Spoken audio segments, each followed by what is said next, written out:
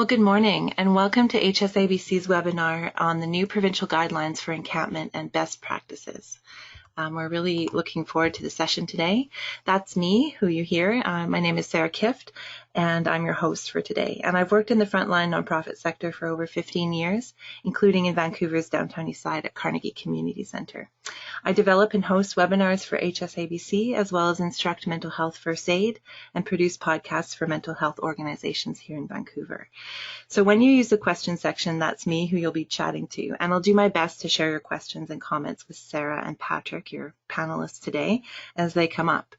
All right, so I have a couple of polls for you, and this is just a way for our panelists to get a sense of where you are at and what your role is. The first one is, what's your role in your organization? Are you a manager or a supervisor, a frontline staff worker? Maybe you're doing outreach or street work. Maybe you're in support staff or other. And if you chose other, just type that into the question section so that I know I can add that. We've got some senior managers here. Nice to see a former presenter on the line from PHS as well. Lots of experience here. COVID outreach workers. Great. And I want to say also, sometimes when we work in the nonprofit sector, you might be doing all of the above. I haven't put that as an option, but definitely sometimes I know our job descriptions don't necessarily match the work that we're doing in real time. So yeah, so we've got a couple of lawyers on the line who deal with human rights legal work, some youth housing workers, and someone from the Provincial Overdose Mobile Response Team. So it's wonderful to see the breadth of our audience today. Thank you for taking the time to join us, everyone. Just share those results with you quickly. Lots of frontline outreach and street workers on the line. It's great to have you with us today. All right, so one more poll, and this is just to give us a bit more information. How is your organization connected to encampments? So you can choose all that apply. Are you directly involved in support and outreach services? Other, you can type that in. Or are you maybe working with clients who are in encampments and then accessing your services through programming, drop-ins, other types of things? Pretty even split here, although I guess you could say that those questions are basically the same answer. So directly involved in support and outreach services with encampments, or maybe you're working with clients who are in encampments. And there are some people as well on the line who offer support to frontline workers. So it's great to have you here as well. So just briefly, if you're joining us for the first time, we are the Homelessness Services Association of BC. And we're a provincial member-driven organization, and our purpose is to provide training, capacity building, and research opportunities. And right now, so many of us, as well as our friends, families, colleagues, and clients, are facing unprecedented challenges, as well as a total change to daily life. And we're really here to help support you on the front lines however we can. We represent over 230 organizations across BC working to end homelessness. All right, now the best part, I get to introduce our panelists to you today. So we have Sarah. Sarah is a senior policy analyst with the Housing Policy Branch at the Ministry of Municipal Affairs and Housing, and she works mostly in homelessness. Prior to joining the government in 2018, Sarah was a newspaper reporter for 12 years with the Times colonist newspaper in Victoria covering social issues.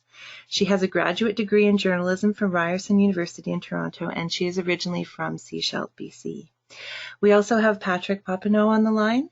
He works with PHS Community Services Society in enhanced outreach services, and currently he's a project manager on the leadership teams for the Washington Sunrise Beacon Roosevelt P3 moves in Vancouver, the Super Intense City Outreach on the Courthouse Lawn in Victoria, the First Met Shelter, the Heat Shelter Choices My Place in Victoria, the Johnson Street Community in Victoria. He's worked with Disconsent City in Nanaimo. He's worked extensively in Oppenheimer Park here in Vancouver, as well as Crab Park and Strathcona Park, and he is currently working in Strathcona Park. Not at this moment, because he's joining us today, but Sarah and Patrick, it's so great to have you with us today. Thank you for being here. Thank you very much. Thank you. Thanks so much, Sarah. Yes, hello. I'm Sarah Petrescu, and I'd like to start by acknowledging that I'm here in Victoria on the unceded territories of the Lekwungen-speaking people, the Songhees and Esquimalt nations, and the Métis chartered community of Greater Victoria. And also that we're all meeting in a spirit of trust and acknowledgement that many of us are guests on the lands we now call British Columbia, where Indigenous people have lived for thousands of years with their own unique cultures, identities, traditions, languages, and institutions. And that as we speak about homelessness, we must acknowledge the impacts of colonialism, of displacement, and the disproportionate effect on Indigenous peoples in both urban and rural communities, which we'll be talking about today. So I'm here to, thanks for inviting me, to share about some of the work that the province is doing in responding to homelessness in encampments, namely our recent work in engaging with communities around the Living Best Practices resource.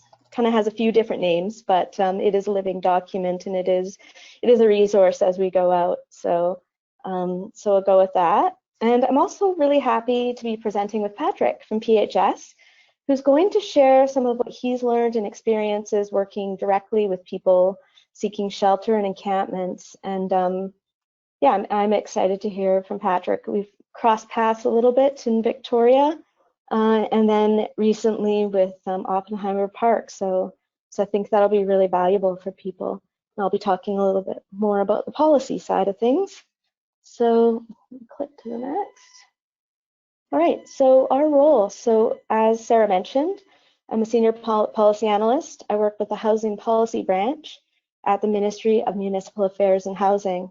So our ministry is responsible for the province's housing initiatives, both legislation and the programs and building developments that are delivered through BC Housing, which I'm sure many of you work with BC Housing.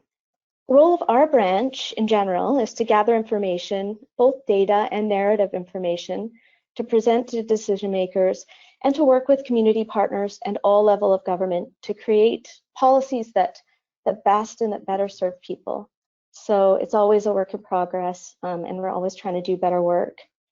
So we also provide research and cross-ministry coordination in responding to homeless encampments, which is sort of leads me to the presentation today, which is I'm going to share with you a bit about the state of encampments from the perspective of requests to the ministry and the story of how these encampment guidelines or best practices were developed. Okay, so I want to talk a little bit about encampments in BC. In 2018, our branch started more formally tracking requests for ministry assistance with homeless encampments. And of course, the research and work was there before, but we sort of developed a bit of a system of monitoring requests, of connecting different ministry partners, and then a kind of briefing up, we call it. So then because of that sort of consistency, there became a lot of interest and a lot more people getting in touch with us. So some of those first requests, they included things like provincial park rangers on the island or on the Sunshine Coast reaching out because people were camping at parks on using a disability pass, which is 2 weeks sort of camping without the charge. But then they had nowhere to go after, and they were experiencing homelessness. So, this was a big concern for park rangers. So we're sort of galvanizing multiple agencies and groups together to try to help these folks out. And then also, multiple agencies and groups getting in touch with us about camps in urban centers and cities that seem to be growing quite quickly. So this photo here is from Courtney. It's a fellow named John, and he was in an encampment behind a pump station in the woods that kept flooding. So the town decided to move people, to evict people. Several people were able to be housed in the new modular units that were getting built or just opening, but John said he preferred to camp elsewhere, and that's what he did. So yeah, we've seen across the province homelessness and encampments growing each year in the past couple of years, sort of in number and in size and in complexity, because we're hearing all sorts of different stories and really getting a better picture of the province. So in 2019, we had requests for, of more than 1,200 people identified as experiencing homelessness in encampments. And that was just through requests and issues management to the housing policy branch. And in that year and in the year before, there were some very large encampments. There was the one in Maple Ridge, there was Oppenheimer, there was Nanaimo, Discontent City, there was one in Saanich, there's Kelowna, and there's quite a bit of focus on urban centers, but in other years there's, we've looked at a lot of smaller encampment areas in many rural areas. So far this year, we've already tracked over 1,500 people in 40 locations. When we say locations, that might be people in small groups, 3 or 4 people kind of scattered throughout an area. So it's that area where people are. It doesn't necessarily mean just one encampment. So in rural areas, we're getting more reports of people in multiple camps dispersed over wide areas. And this includes RV and vehicular homelessness, and on many types of land. But in all cases, there often isn't the necessary housing or services to help people immediately leave. So it becomes a process. In cities, we're seeing more demand for housing and services and more encampments, particularly ones that require multiple levels of government and agencies to come in and help people get the health, the harm reduction, the financial, the social, the cultural supports they need. And there's not always the agencies there to do that. So, and some of these encampments have also led to court action and to people having to leave. It's just one little snapshot. Let me know if I'm talking too fast. You're doing great. There's just a bit of a lag in the slideshow. Okay, here we go. So I titled this slide Encampments Around BC, but then I realized I just put pictures of the Fraser Valley in Burnaby. But I will talk about other areas. But I just wanted to kind of show a little bit of this sort of, just that, we're not talking about one scenario, and that people have all different needs and stories, and that communities have all different needs and stories. So the top slide, there was an issue in Burnaby where there's an encampment under a bridge, and there are several propane tanks being stored there. And the issue wasn't necessarily that people were seeking shelter there; it was that they had these propane tanks. So when we've worked with different levels of government and in the communities, we're trying to address the issues like propane tanks, and also look at getting people the housing that they may be interested in or need. But yeah, just really focusing on like what is the issue and what are the things that can be done. So, but we don't always have control of that. So one of the next picture you'll see of the vans there, that was in Chilliwack, and that was a long time camp at Borden Creek, where people have been there quite a while, and this is something that's quite common. There'll be a place where people have been for many years and things are okay until it starts to grow and the community starts to sort of get concerned, and then kind of calls for action. And eventually many of these folks were able to go to private land, but it really is just finding out if people need to leave, where can they go. So Maple Ridge, I'm sure many people are familiar with that and have maybe worked with the folks at Maple Ridge, but this camp really became the focus that brought attention to sort of the lack of housing and shelter in the region. Won't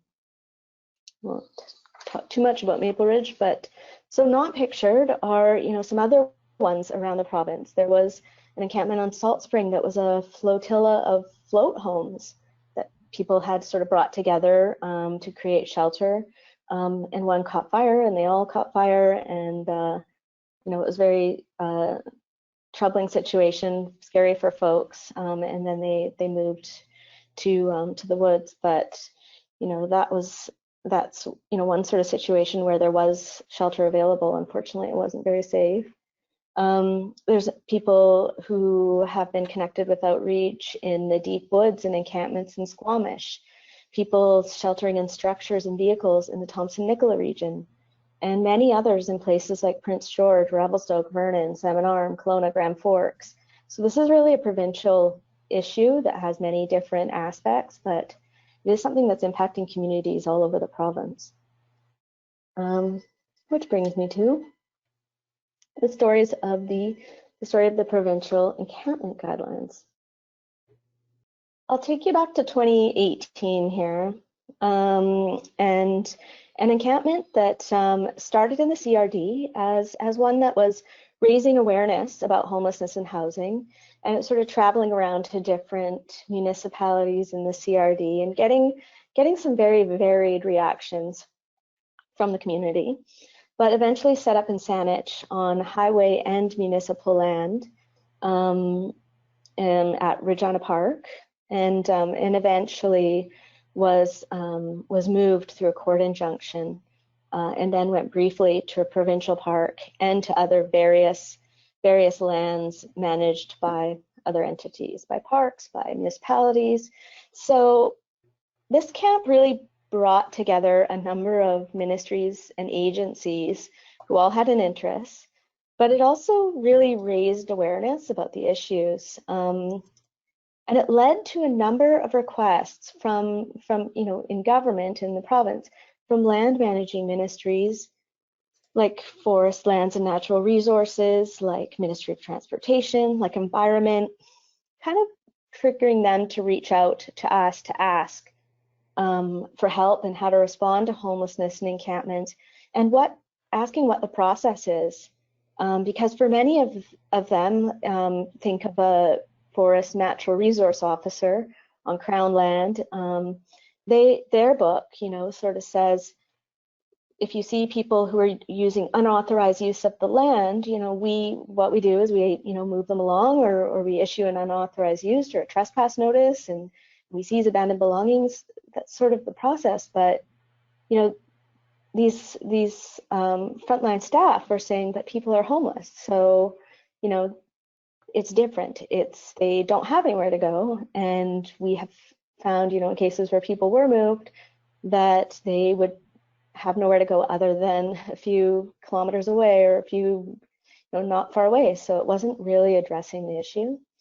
So what we decided to do was get together and have a couple working sessions. We had one with the land ministries and BC Housing, and then we brought the social ministries together, like Social Development, Poverty Reduction, Ministry of Children and Families, Ministry of Indigenous Relations and Reconciliation, as well as our sort of legal services. We invited Public Health, who are also working on kind of their own process for homeless encampments, and the First Nations Health Authority.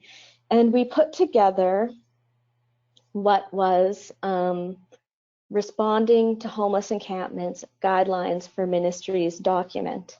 So it's really for ministries and sort of kind of like an internal to government document, which just talks about the provincial approach to homelessness in encampments and the process for response, and the roles of all of the partners, including local governments and including community entities, and the legal and human rights implications, and some best practices if we're looking back at the what happened, the story and the outcomes of many of the recent encampments.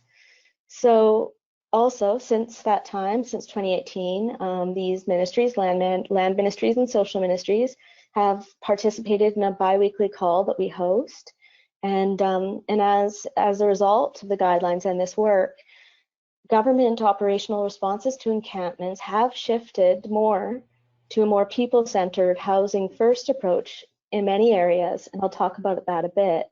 So, just to say that these guidelines are guidelines. It's up to agencies to sort of, and organizations or ministries to decide how they want to adopt them as their internal policy, but they're doing it, and we're seeing some interesting impacts, and we're having a lot more communication. So weird talking to a screen. Well, I'm here. You can pretend to talk to me. Okay. So I'll just talk a little bit about some of these impacts. So overall, in general, the provincial approach to homelessness is housing first and to encampments. So that means that connecting people with people, so to understand their housing needs, to understand the barriers that they've had, and helping them find something suitable is the first step. So recognizing that encampments can offer people safe shelter and can offer community and support. They're not a suitable or an ideal form of long-term housing. So, also another huge priority is working with communities to really create a range of housing options to create housing for people to go to. So that's a big focus. So I'll just talk a little bit about how the impacts that we've seen, some specific ones since these guidelines have been created and how they're being used by different branches in different ministries. So like I had said, maybe where trespass notices were a first response, frontline staff are now sort of assessing camps to see, is this homelessness an issue here, and to offer outreach. And that's either connecting with us to find out who's the local outreach provider in the area. Let's all go together and talk to these folks and see what their options are and see, what's available. And we have these frontline staff from, say Flynn Road, we have their natural resource officers, their trails and rec officers are reaching out often to our branch for information and assistance in responding to encampments on Crown land, namely in rural and wooded areas, especially in areas like Fraser Valley and even in, the interior, some in the north. And I'll just say, I haven't mentioned this before, but many municipalities will have their own processes, and we might not hear about the encampments in municipalities. So a lot of these are ones where it's Crown land. So we're finding staff are responding differently to requests from local governments and agencies who want them to immediately remove encampments and enforce local bylaws, when homelessness may be an issue. Just even taking a breath to find out, okay, what is the actual issue here? What's going on? Is there something for people? What can we do to sort of mitigate? Or is the issue that there are some major risks at this camp? Can we, in the interim, while people are trying to get connected with housing, can we try to mitigate some of those risks? So, just for example, in Squamish, the district was considering a bylaw that prohibited people from living in RVs, and they had hoped that that they would get some support to kind of enforce that bylaw from natural resource officers.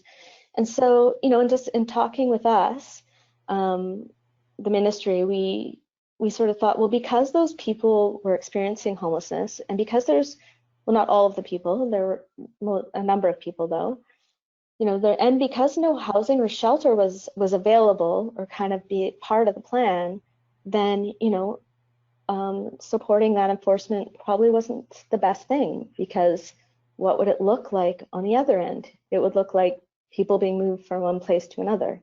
So that's not successful for anyone, right?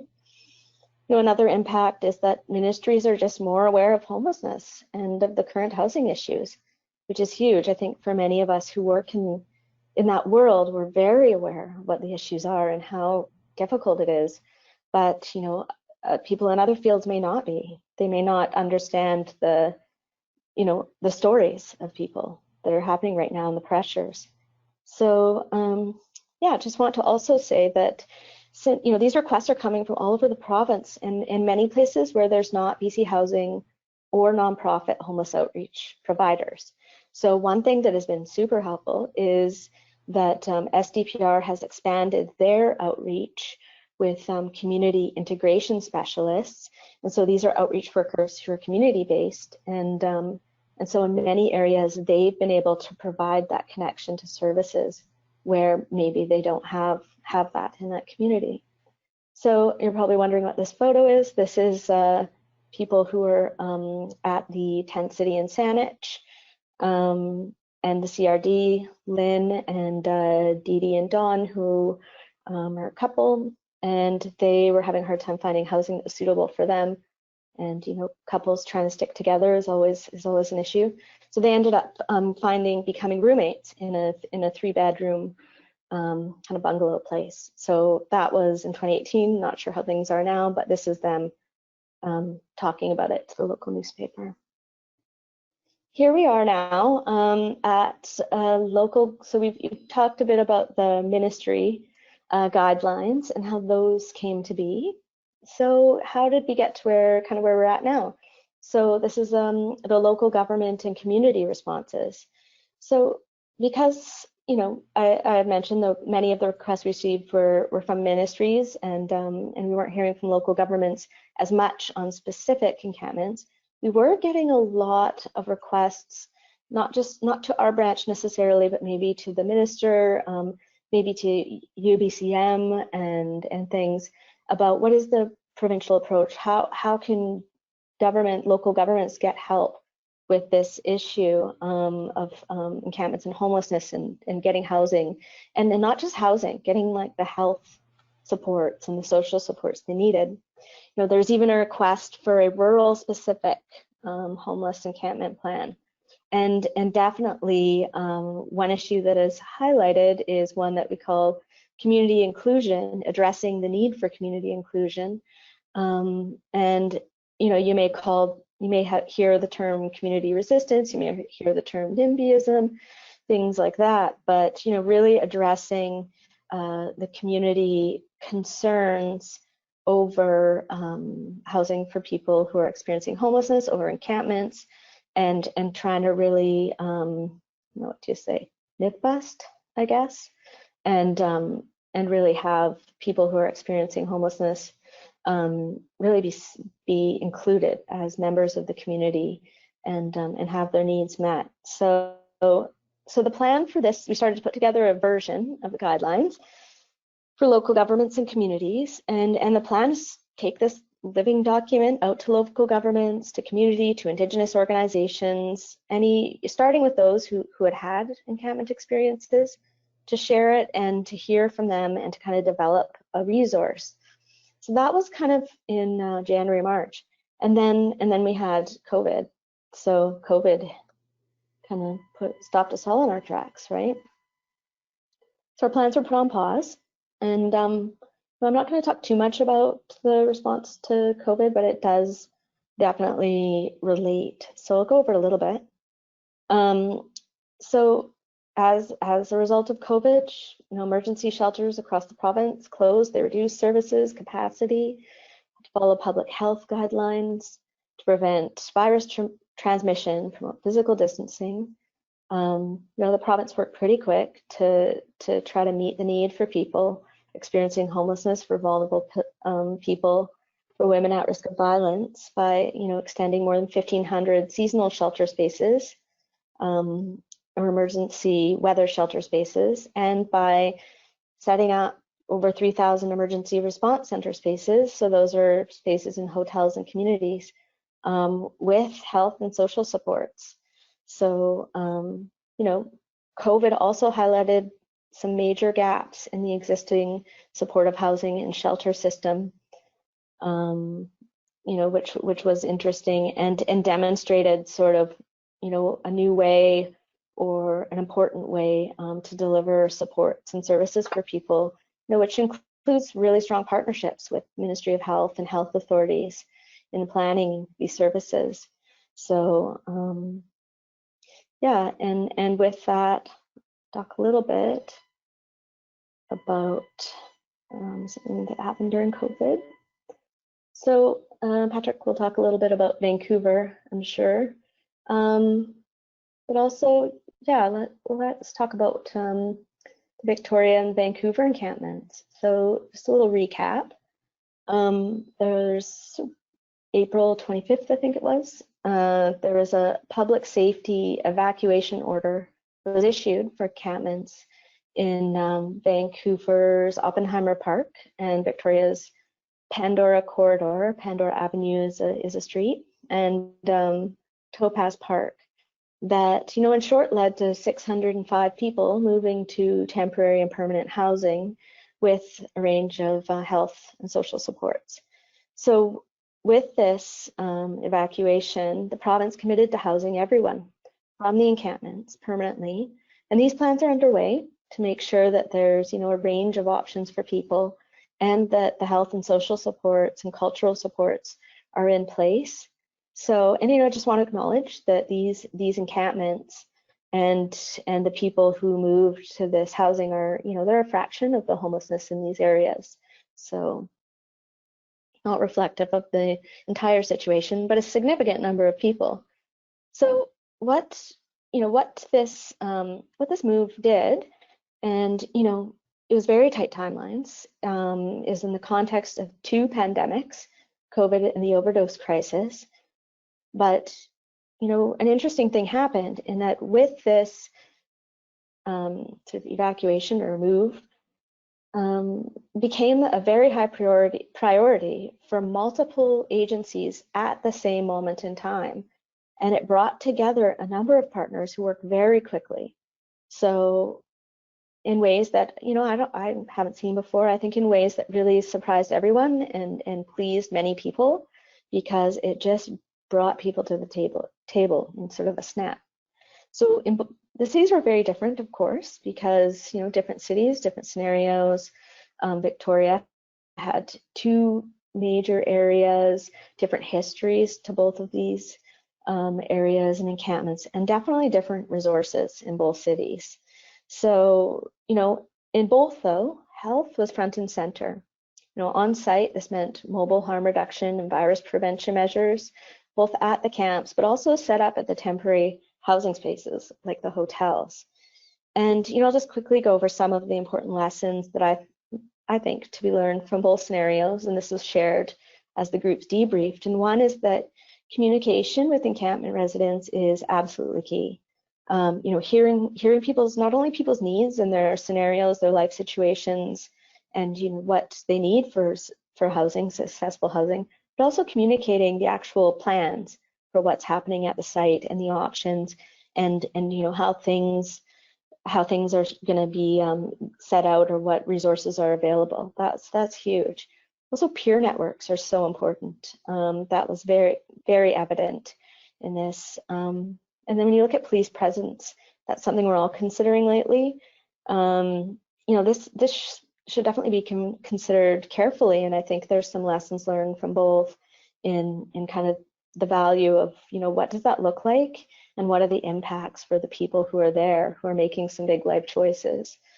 And on also, bringing the right people to one table, having people work together as a team, rather kind of different groups working at odds with each other, anyone feeling left out.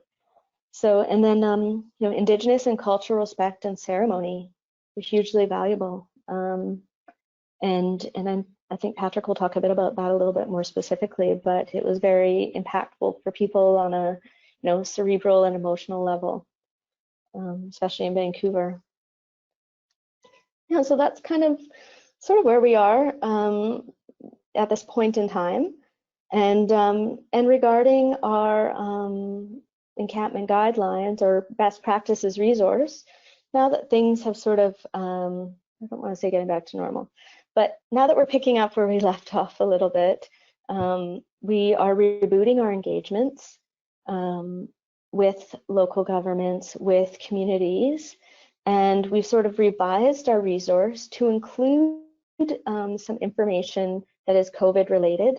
I don't know if you saw, and many of you saw, the letter from the provincial health officer to communities regarding bylaw enforcement and stuff around encampments and keeping washrooms open.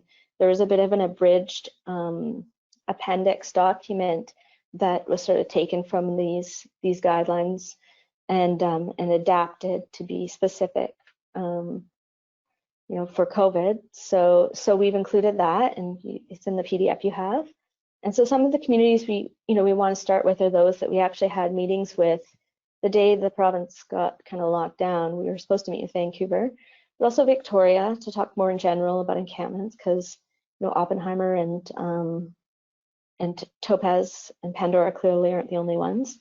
But also places like Abbotsford, Nanaimo, Kelowna, and others from the interior and north. Our goal is to build out and revise this best practices document as we talk to people to get a better sense of the homelessness pressure and encampments around the province. And really, as we've been able to take a breath and think about these a bit more, and to look at sort of the situation in the province to make it a priority and to do a better job of including people with lived experience in these engagements, and using peer networks where we can, and community service providers. So that's definitely a welcome to get in touch.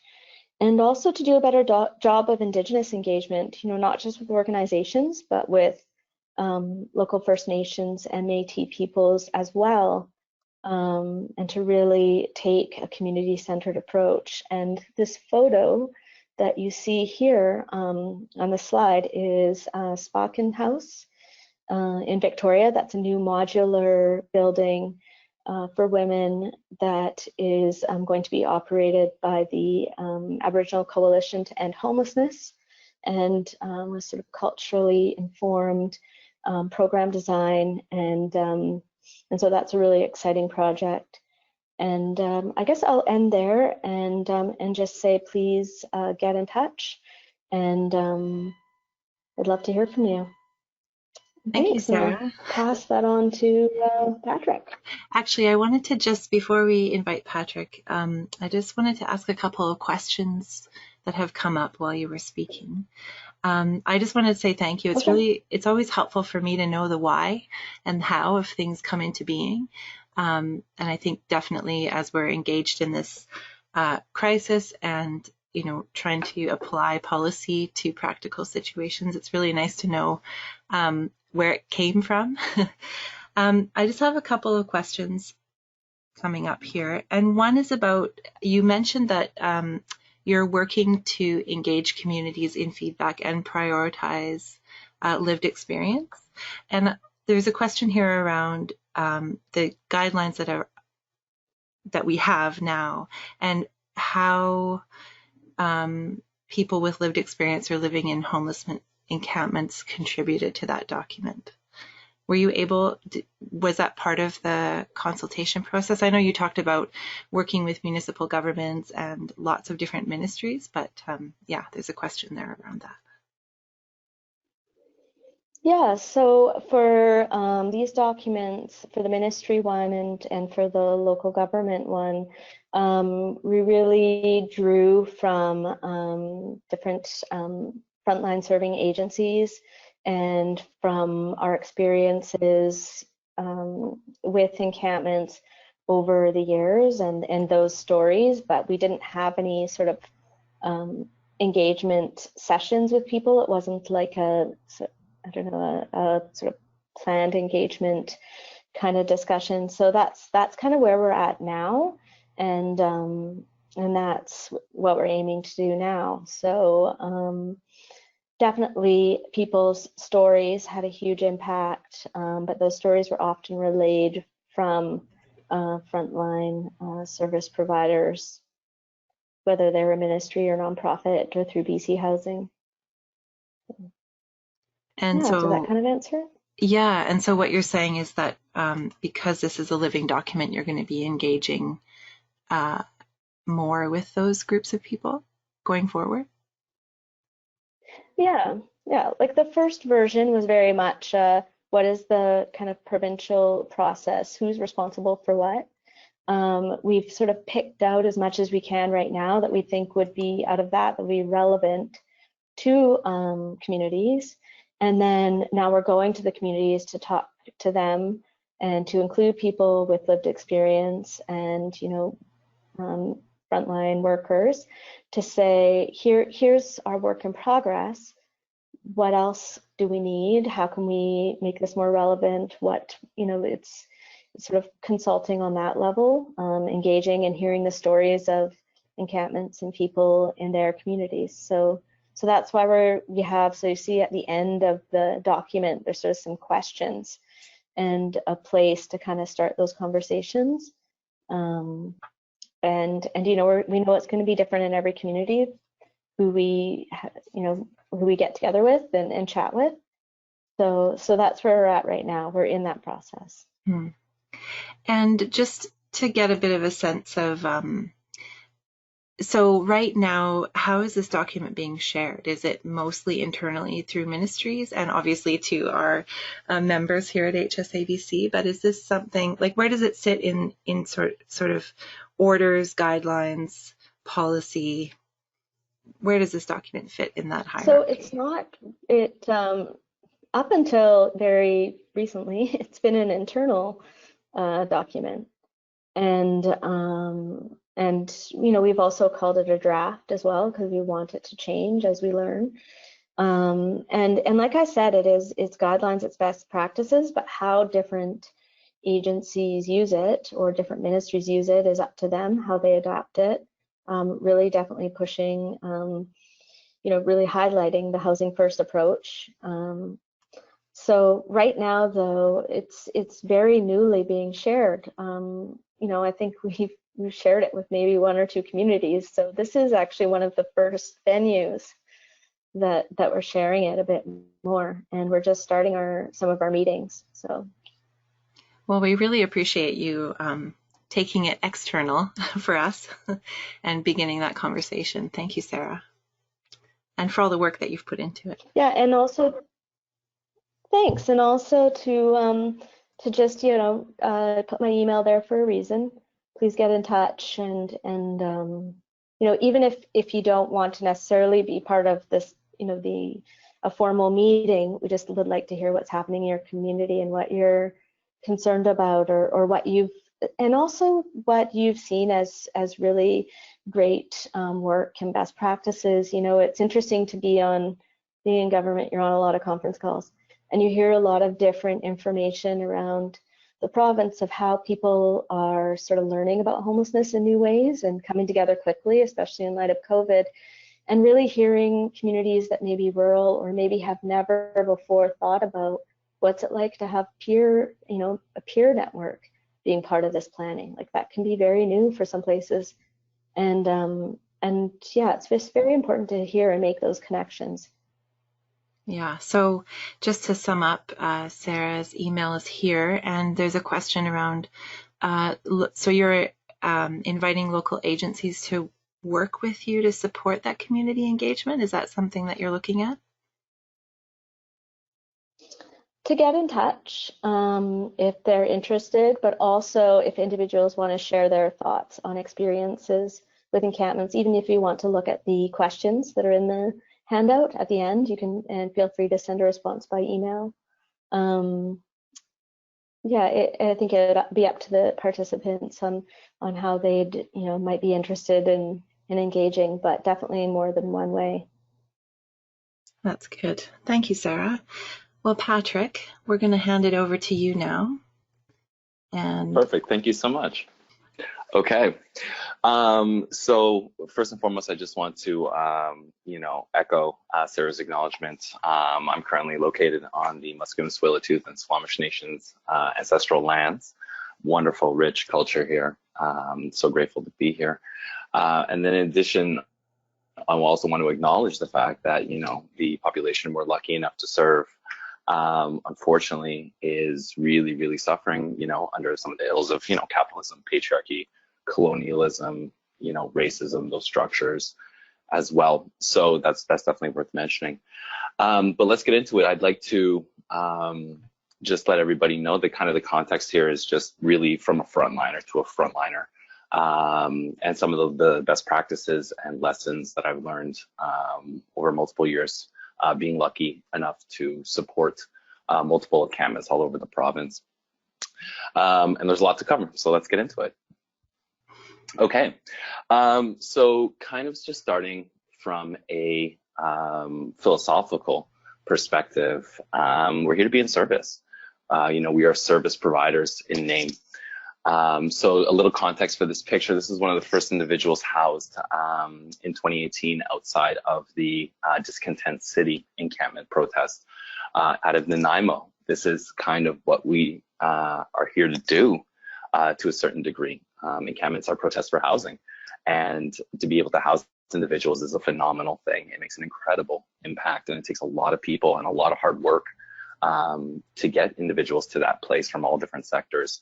But I wanted to, start with this picture because that was a really important moment when a lot of people's lives changed, as you can see. So, we'll get into the community care later. That's kind of who I'm addressing here, but this is what we're doing it for.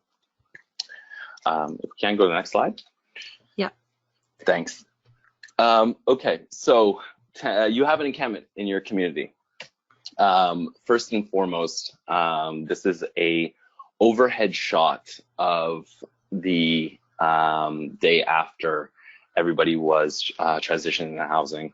Most people were in a transition to housing outside of the Oppenheimer encampment. So when you kind of approach this, the first lens that I always want to kind of come from is health and safety, obviously.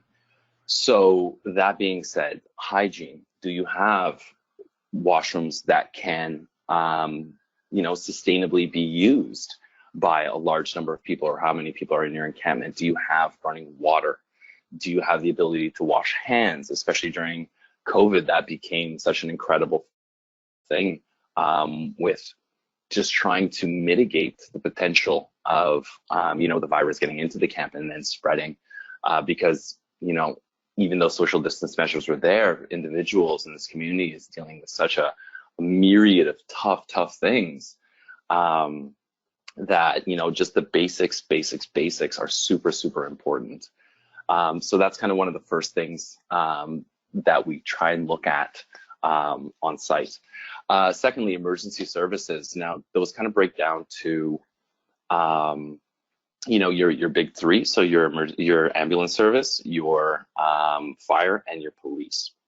Now, all of those are very different organizations, serving very different, but still kind of overlapping roles. So when it comes down to it, ambulance, it's really important for them to have egress and properly marked areas. We saw this in Oppenheimer. It was fantastic. We had kind of weekly meetings between various stakeholder groups. So, executives from BC Housing came down, leadership from the ambulance came down, campers were involved, advocates were involved, local community stakeholders were involved. And this was a wonderful time to kind of express different concerns on how we can get life-saving interventions to people. I'll touch a little bit on fire. Fire is a much bigger issue for encampments because of, well, a myriad of reasons. First and foremost, tents go up very quickly. They're very flammable. So there are different fire code things that have to be considered, especially during Corona. One of the overlaps was just tent spacing. Sometimes that's not always possible, but I want to let you know that it is. In 2016, the provincial fire inspector came in and declared the Victoria Courthouse lawn fully fire code compliant. And what that took was a lot of combustible materials were removed from the site. Lots of gravel was placed down for proper paths of egress, lots of fire extinguishers at various points. We even created a little program where individuals from fire were able to come down and give kind of tutorials on how to stay fire safe. And then in addition, if there is a fire, how to respond, things like that. So I just want to let you know that it is possible to have a fire compliant tent city. It's difficult for sure, but at the same point, with proper collaboration and things like that, you can definitely mitigate a lot of that fire risk, which is actually a very real risk.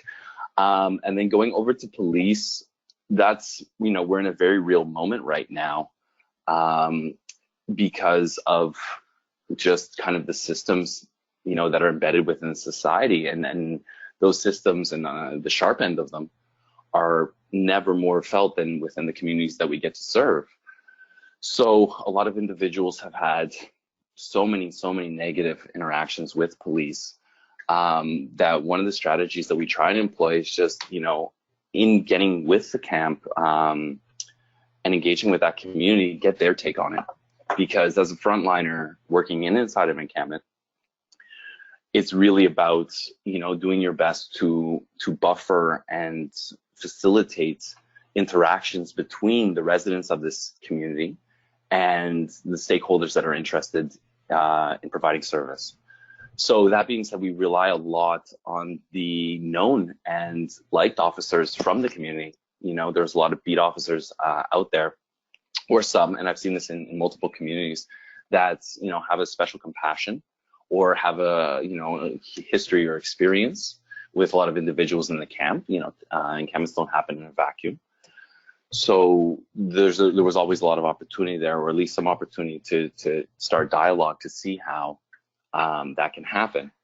But in addition to, it's also worth mentioning that, you know, as encampments move along, for example, and things get into the courts, that there's always going to be threat of displacement from the same police, right? So it's a very, very tricky situation that really involves talking to the individual residents of the encampments, and then from there, you know, trying to understand their concerns and maybe even advocate with police. And it was amazing to, once that community does get engaged, we did there was very minimal police presence on site for Oppenheimer. And I think a really big factor in that was just the open communication.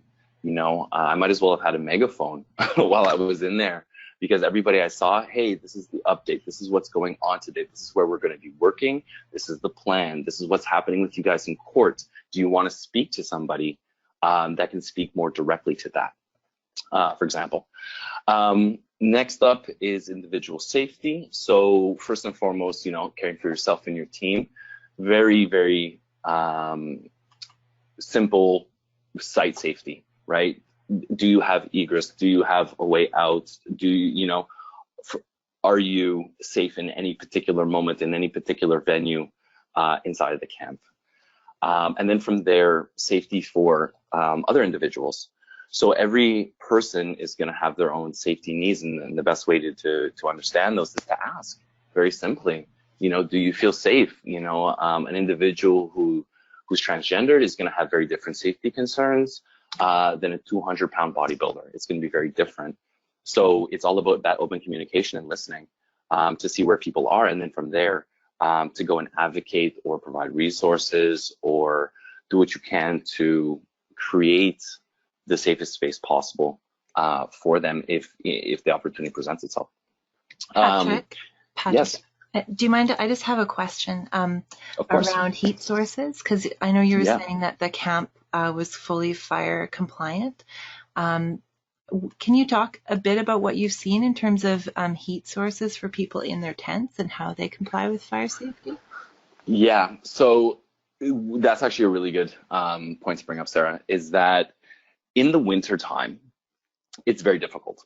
It's very, very difficult. Individuals, I've seen everything from candles to electrical heaters that have been used off of power packs, to propane stoves that have been used for heating.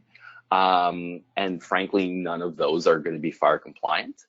But at the same point too, you know, when we were officially engaged to go into Oppenheimer, it was in the middle of a snowstorm in January.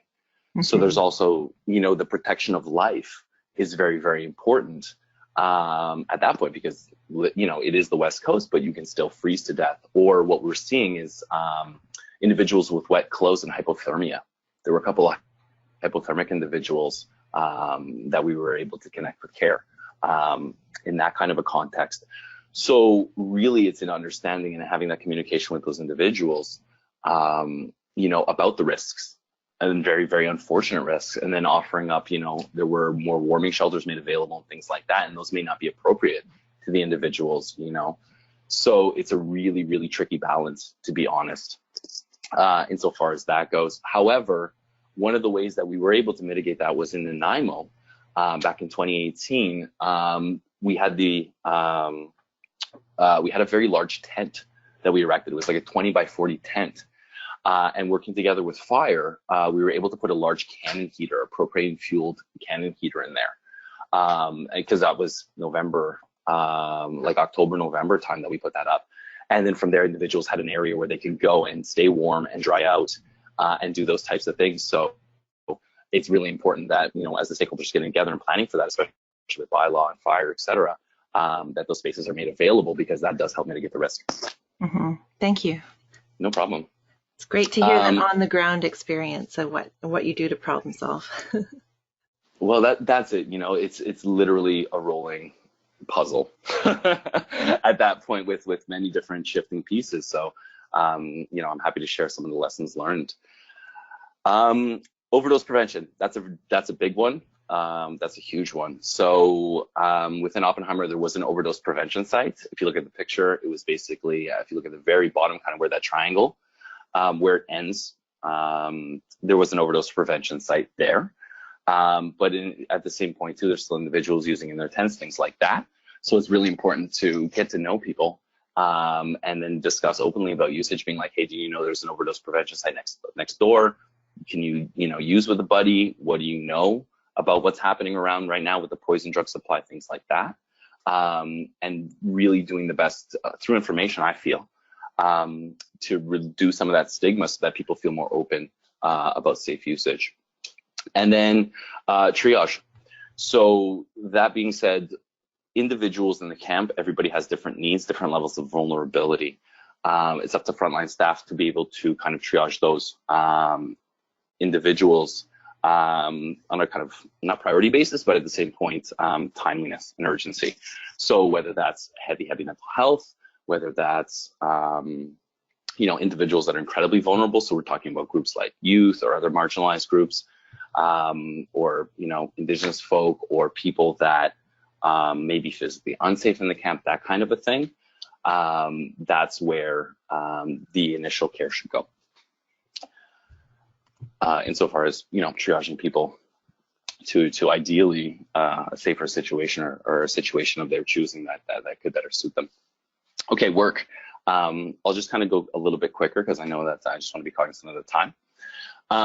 First thing first, in Oppenheimer, we just got in, we got to work. When we got in there, it was after the Christmas break, so there was a lot of garbage wasn't being picked up and things like that. A lot of tents had collapsed from the snow and things like that. So we went in and we just started cleaning, and that was a great opportunity to meet people. That was a great opportunity to reduce the power dynamic, because ultimately I go home and sleep in my bed, whereas these individuals, this is their homes. So that's respectful. Hey, do you mind if this is beside your tent, I'm cleaning up, would you mind if I took this, or do you want me to leave it? How does that look and feel for you?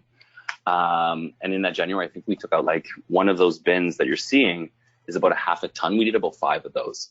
And that was just myself and Happy, my work partner, and we just kept shoveling, And then from there, that was a great opportunity to meet people, to get into different corners of the camp, and then also to demonstrate that we're here to help in a way that's just, through action, which is really, really important. Secondly, when you work, keep your promises. If you say you're going to do something, do it. That's just very important. It helps build trust, and it just kind of demonstrates what you are there for and the authenticity therein. And then from there, this could be a whole webinar in its own, but peer work. So as within Oppenheimer, we found that, there was a lot of work to be done, and a lot of different communities used that park, were in that encampment. So from there, a lot of community groups were already there, extending their outreach services or serving that community in their own way, these peer-led organizations. So we just got in conversation. And also too, we were a small team, so we need to grow to provide that kind of thing. And then also to peer groups, people with lived experience are experts in themselves, in their lives, in their work, in how they choose to serve their community. It's so heartfelt and open and honest that so much learning happened, especially as we were connecting those groups with other stakeholder groups to understand the needs of the camp and the best ways to provide services. So, we tried to engage with as many as we could. One of our main partnerships was with WARS, the Western Aboriginal Harm Reduction Society, and their director, Chris Livingston, who's an amazing human being. And his work was absolutely instrumental in that, because they have access and they have conversations that we can't even glimmer from that. And for our, just from a service provider stance, it's really important that this work is informed, it's accessible, it's equitable, it's sustainable, and it's impactful. You don't want to overburden people. You don't want to shift responsibility for what needs to happen there. But at the same point, you want to provide pathways for people to help. And it's such a humanizing and incredible thing for myself as a frontliner, because working together with somebody and walking beside somebody, as we're serving this incredible protest, was really an experience that changed me, and that goes true to Victoria, that goes true to Nanaimo, and any other thing that we've worked with.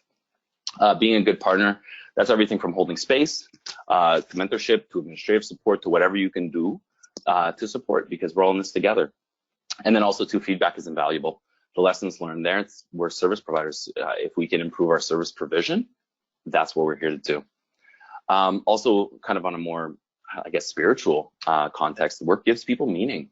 We get out of our beds every day and we go and we apply ourselves and apply our lives to do this. And that's the same everywhere. And then just kind of a more pragmatic tip, it's always best to do your honoraria or your payments offsite.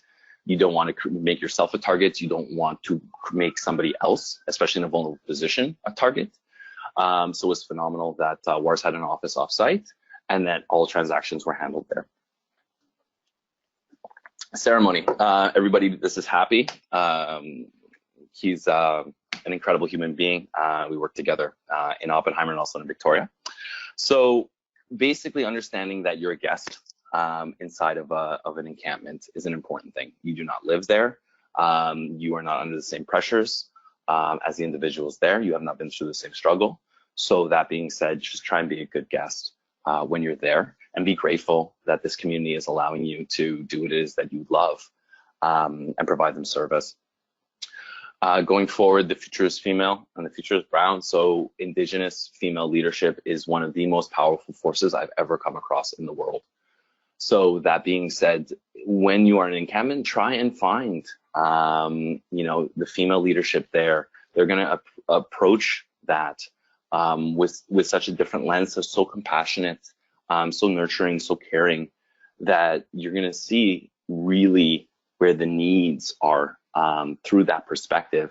If they choose to share it, which is a phenomenal thing. I've learned so many lessons and experienced so much personal healing in those spaces. So I highly recommend liaising with those individuals as much as possible.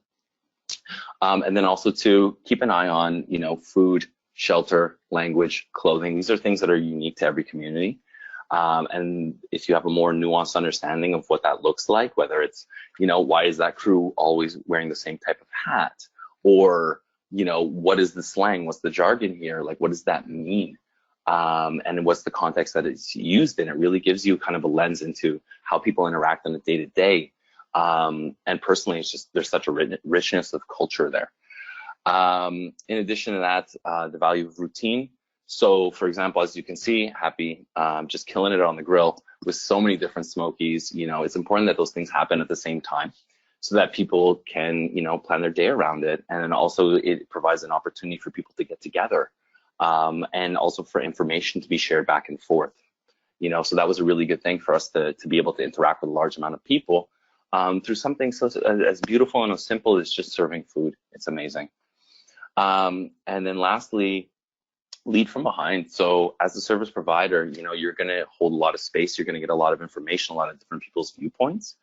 If you see something or hear something that you think is a great idea, get behind it. There are so many individuals that are champions for their community. And then from there, if we have access to resources or that we can connect them to or bring into the camp, things like that, phenomenal stuff. And I just want to touch one more thing on the ceremony, no problem, is that, there's also the Indigenous lens. This land has such an ancient history, and there's so many beautiful ceremonies that exist here, that any opportunity you have to bring those to the ground, to get us grounded in that particular moment. For example, in Oppenheimer, we had representatives from the Musqueam, Tsleil-Waututh, and Squamish nations come down, and it was such a powerful moment and it gave you so much hope to feel that connection. I So wasn't trying ultimately, to rush you, Patrick. I no, just wanted to no problem. time the slideshow appropriately.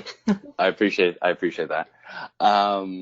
So insofar as community building goes, that's kind of one of the ways that we do what we can, and that also links into leading from behind. You know, this isn't our community, but we can definitely, if allowed, provide support to the individuals there that already have a community. So finding the things that work for everybody, or mitigate harm at that point, is really important to that feeling of togetherness, that feeling of people coming together and supporting each other, because ultimately, at some point in the day, you are going to go home. They're very long days, but you will go home, and they have each other, and it's bigger than one individual. So that being said, any opportunity you have to do that. And it also provides a sense of place for an individual. I live in Oppenheimer, I live in Discontent City, I'm a super intense city zen. Like, these are places that people who are so often displaced, so often marginalized, so often transient, if they choose to make that place their home, that's an important thing. That's a feeling that's not often afforded. So it came to a point now where they had to take that space and create that space. So it's important to venerate that. Also, one of the things that we did in Oppenheimer was really focused on demographics, cohorts, and street family. At PHS, we kind of have a policy where we're not going to ask you for your name and your birthday. We'll get to that until there's an offer or something, or it's absolutely necessary for a referral, or some kind of connection with the service provider. So from one level removed from that, knowing why are all of our single males on the top, on the north side of the camp? Why do the Indigenous individuals and activists congregate here? How did these communities form? Because that can help guide your approach. And also, too, if possible, kind of mitigate issues between these groups, or act as a buffer, or facilitate something, or find means of collaboration. There's so much wonder that happens as these families interact with each other within an encampment. Also, too, an important thing, and I'll quote Mr. Rogers on this, is look for the helpers. So there's always going to be individuals in the tent city that are just doing incredible work to support their community. And those people will make themselves very, very visible to you because they're always busy. They're always running around. They're always helping people. Find them, ask them what their needs are. How can you expand the amount of help that they're providing their neighbors, their brothers and sisters, which is a huge help from that. In addition to that, community leaders, depending on the size of the camp, depending on the physical geography, the cultural topography, all of that inside of the camp, you're going to have different leadership groups, and those can be incredibly valuable and give you a lot of different information onto how best support people and what's appropriate, and what they need from you and what they don't need from you, and where boundaries lie. And also, too, it allows, as we saw in Oppenheimer, for example, some community leaders will approach you when somebody else doesn't feel comfortable and point out some really important issues. For example, this individual, you might not know it, but has a really bad leg infection. Can you bring a nurse down, or can you get them to clinic? Or, hey, I was with this individual last night, they're having a really bad time with their mental health. Is there anything you can do to support? That's also a very, very quick way to be like, all right, I'm here.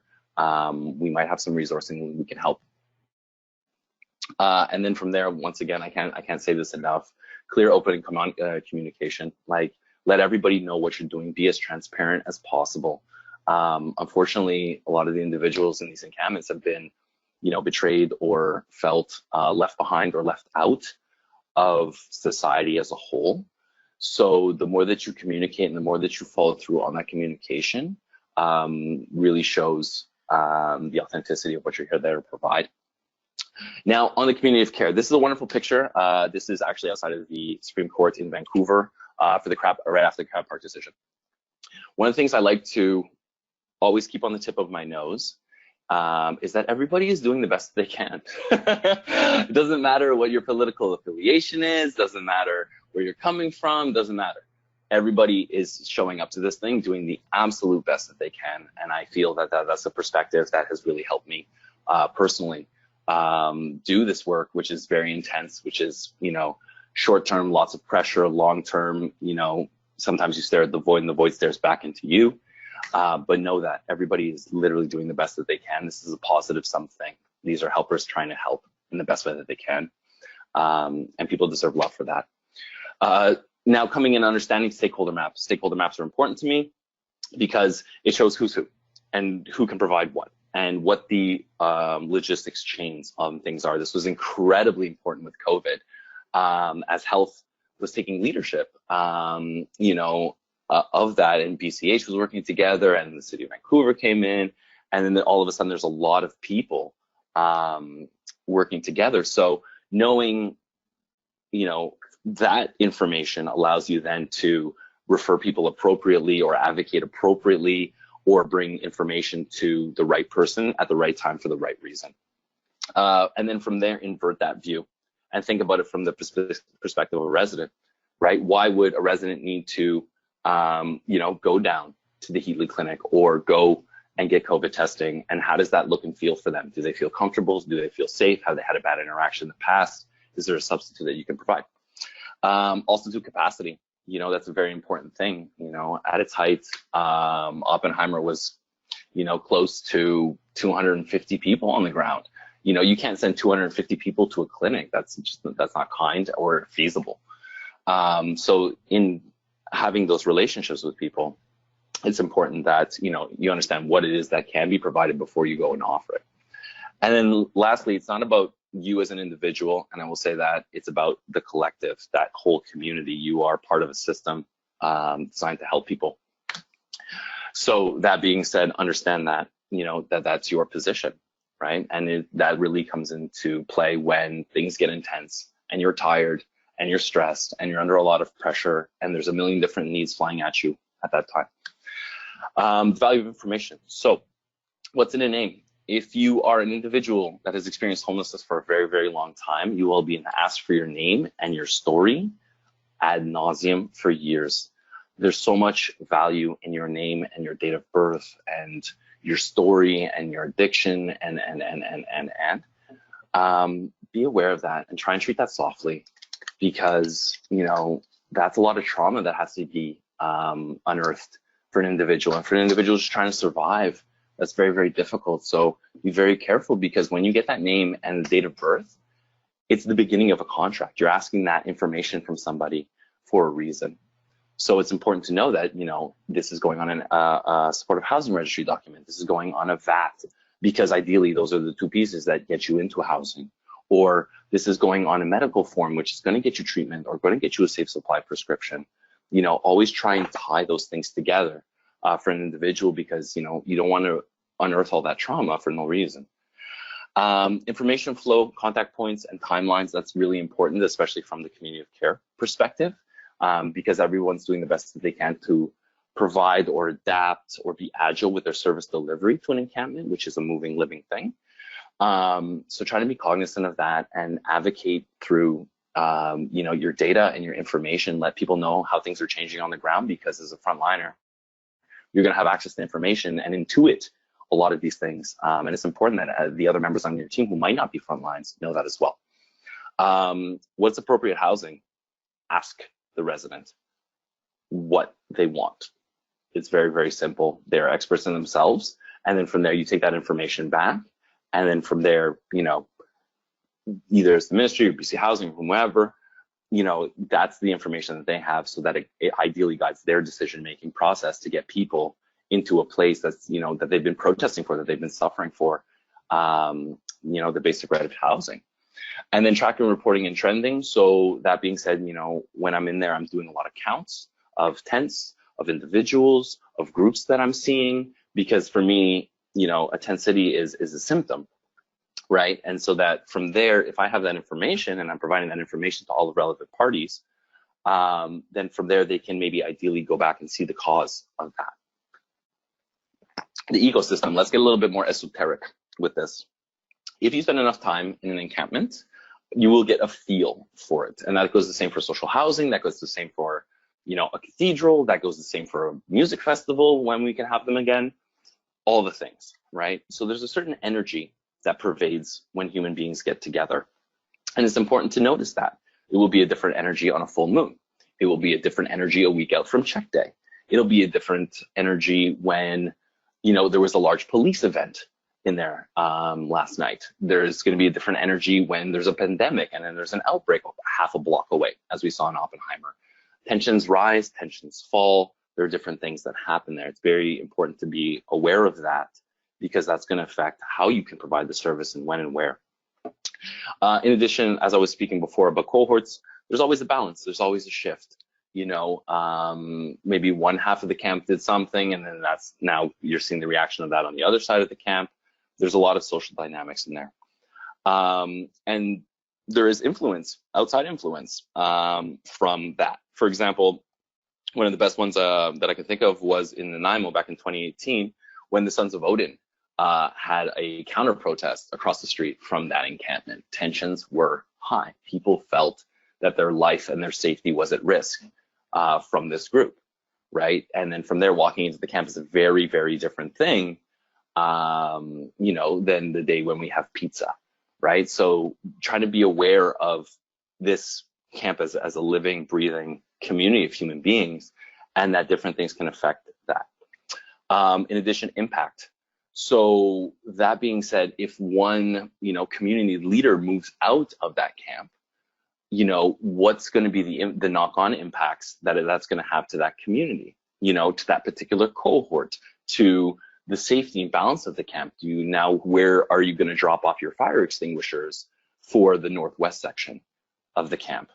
Things like that it's important to be cognizant of within that. And then in addition, understanding the time and space. That's especially pertinent now, when people are renegotiating their social contracts with society, right? The involvement and inclusion of police has changed drastically since 2016, right? The fact that we're in a global pandemic, is very, very different that that these encampments are existing with them.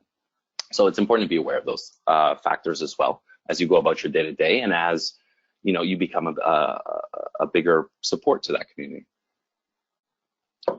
All right, so this was kind of the arc. Oh, this is the picture of the 1-year anniversary of the Johnson Street building. So what a beautiful moment. A year on, people are housed, and they have clinical supports, and people are caring for them. It's a wonderful thing, and that's kind of a goal, further than getting people into housing is housing people. Our housing department works very, very hard in PHS to keep people housed primarily, and then also to make sure that their needs to a certain degree are cared for, and that people feel dignity in that.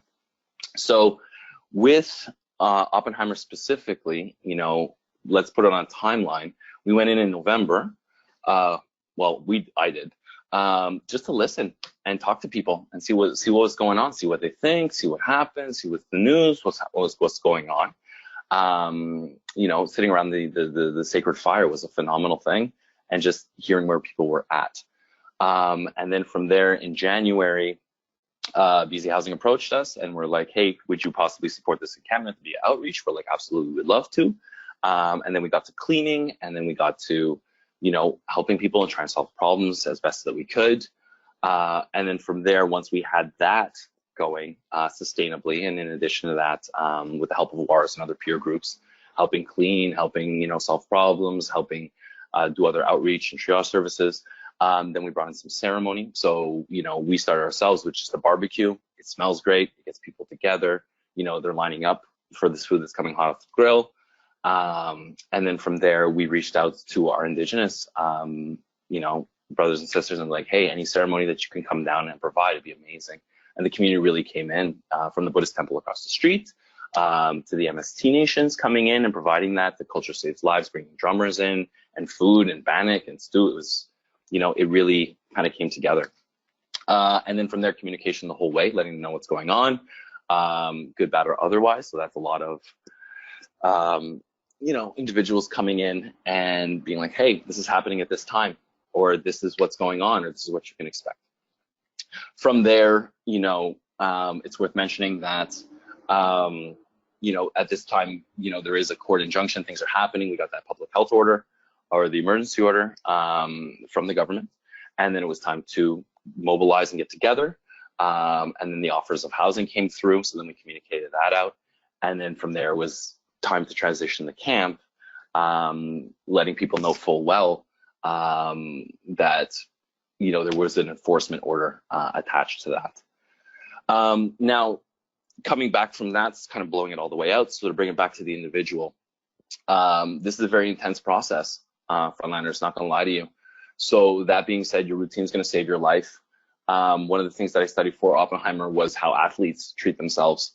And my routine, you know, if you're going a week straight, 2 weeks straight, 3 weeks straight, 4 weeks straight in this because your heart compels you to do so, you know, really eat well and sleep and meditate and do what it is that you can, spend time with family and loved ones and debrief and do all the things that you can to keep yourself propped up during this. This is a very human experience. Yeah, listen for your to-do list, very simple, right? People are going to tell you what they need, do that, very simple. Also to try and connect with people. If you can find the same way, you know, if I can care for you, or if you can care about the same thing that I care about, that's a connection. And that's an important thing with anybody that you're interacting with. Hope is a fragile thing, so don't overpromise, underpromise, and overdeliver. It's the only way to go. And lastly, you know, it's bigger than you. You know, there's a certain kind of critical mass that happens when you have this many people together trying to accomplish something, and that could be getting 250 people plus into housing, right? That's a much bigger thing. Play your part, do the best that you can, communicate it. So ultimately, you know, having done this is my 5th encampment that I'm going to be going to this afternoon. You know, Tent City is basically to protest for housing. Understand that you're in an active protest. It is political. It is alive. It is dynamic. There is a lot of pain. There's a lot of hope. There's a lot of community. There's a lot. Be aware that it's a dynamic environment. Tent City, they disrupt society by visibly taking space. Oppenheimer Park, a park is a public space, one of the few left in society where you can be. So when this becomes an encampment protest, then other people can't use the park. And with Oppenheimer specifically, that might be your living room because you live in an SRO. That might be the fresh air that you get during the day. This might be where you walk your dog, you know, and that takes from people. Also, a Tent City is an autonomous community born from the margins of society. Nobody, you know, wants to live in a tent city in the beginning, but that's the best alternative they have at that point. They don't have access to, you know, market rent or, you know, family supports or any of things like this. So unfortunately, there's enough people on the margins, they will tip back in and they will take the space that they need to survive. Tent cities are beautiful communities existing in a tragic context. We should not have tent cities. This is 2020 in Western society, but we do. And when people get together, it's beautiful. So it's a double-edged sword. And then lastly, you know, hopefully we never normalize this. This is not okay. Ultimately, you know, we have a responsibility to our most vulnerable brothers and sisters to give them the most dignified, equitable treatment that we have, because we're only as strong, you know, as the most vulnerable members, you know, of the society that we participate in. And also keep the faith, you know what I mean? We're working hard, we're doing well, as you can see from, you know, this policy and going forward and different approaches and things like that. Things are moving, people are learning, people still care. And with that, you know, that's kind of my experiences, and hopefully there was some value there with some pragmatic tips on how to support encampments going forward. And if you ever need, feel free to reach out. Thank you, Patrick. I appreciate it. So where are you going to this afternoon? I'll be going to the encampment in Strathcona Park. Okay. That's, and where is that encampment right now in terms of the process, the arc? Insofar as that, and like, insofar as the arc isn't, that was just for Oppenheimer specifically. Every encampment is different. But right now, that community is there. It's being run on kind of indigenous ceremony, which is phenomenal. So where it is right now, it's still kind of in the forming phase of its community, of the residents there and how they interact. They have a lot of support from, you know, different activist groups and things like that. So as it stands right now, they're just settling a little bit and taking a deep breath after that, after the displacement from Crab Park. Right. And are you anticipating movement from that camp or is that something that you guys are working on? We're always working on that. So that being said, it really depends on a lot of larger conversations with stakeholders as to what the next steps are insofar as, the societal response to how we're going to address this. Mm-hmm. Well, I want to say thank you to Sarah and Patrick both. Just to sum up, because we don't have a lot of time left, but I would really encourage people to use the survey that will pop up, as well as get in touch with us at hsa-bc. Sarah has also provided her email address. We can get that to you if you want to connect with her more, especially around being part of that engagement process. And also, I'm sure some of you probably will see Patrick out there in the community. So thank you, both of you, for your stories, your thoughts, your experiences. And if there is a burning question here, we have just a minute here that we can take that question. So feel free to type that into the chat section. There is a question around, I don't know if this is for Sarah or Patrick, but is there an official position on housing people from encampments by moving them to the top of housing wait lists? Is that something that is within either of your wheelhouses to talk about? Hi. Yeah, so no, there isn't an official position that I'm aware of, and that often people will still be housed through the coordinated access, but that being in an encampment, especially one that may have sort of present dangers, may mean that person's at a higher vulnerability. Right. So, yeah. But there's not an official, because I know I've heard that rumor around. No. Yeah, that's good. Thank you for clarifying. No, and that. there've been some court cases that have, like, in Victoria, housing was established, and so there's that scenario, and then with Oppenheimer or Vancouver and Victoria as well, but there people are being housed through the respective coordinated access process. Right. So coordinated access, just to be clear, is working with different ministries and service providers? Yeah. So that's totally not my wheelhouse. I don't know, maybe Patrick can explain about this more, and I think it's different by city to city, but it'll be based, it's often based on a vulnerability assessment of folks, and then looking at the range of housing that's available, what comes up, and who's best suited for where as things come up. I don't know, does that sound? Yeah, that sounds, good, Patrick? Yeah, it does.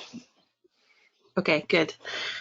All right, well, we're at the end of our time, and we like to kind of keep that pretty tight around here, but I just want to say thank you again to both of you for being here today, and I know that I'm really looking forward to this as the beginning of a conversation both between our members here at hsa-bc, the Ministry of Municipal Affairs and Housing, and connecting with you, Sarah, has been really valuable, and I look forward to continuing to talk with you. And as always, Patrick, we're thankful for your time and your stories and the work that you're doing as well.